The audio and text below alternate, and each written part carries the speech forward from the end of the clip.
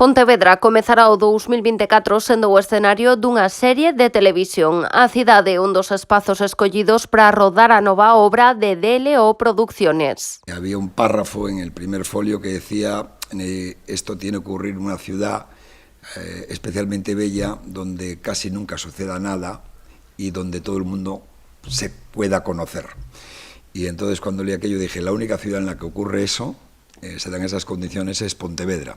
A rodaxe comezará a finais de febreiro e prolongarase ao redor de 7 semanas. A zona bella é unha das localizacións escollidas, tamén o convento de Santa Clara. Segundo explicou o seu produtor, unha historia de amor desencadea todo un thriller de personaxes. La serie será muy colorista, en cualquier caso es un thriller de personajes. El trío protagonista es un actor y dos actrices,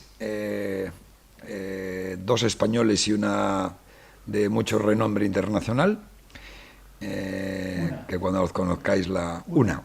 Son dos chicas y un chico los protagonistas. Y bueno, y luego hay otra serie de... alguna sorpresa que os agradará también, de gente de aquí. Hay actores importantes también de este área, de aquí de Pontevedra. O produtor adiantou que haberá moitos actores das zonas de Vigo e Pontevedra. No reparto podería estar tamén o seu irmán, Francis Lorenzo. Conmigo ha trabajado mucho. Ha trabajado en El Inmortal, ha trabajado en Dime quién soy, ha trabajado en La Caza, tanto Monteperdido como Guadiana. A mí me da suerte trabajar con él y aparte me gusta mucho trabajar con él y además me parece que es un actor extraordinario y ojalá pueda contar con él, claro. DLO Producciones está detrás de series como La Caza, Monteperdido para Televisión Española ou Dime quién soy e El Inmortal para Movistar Plus.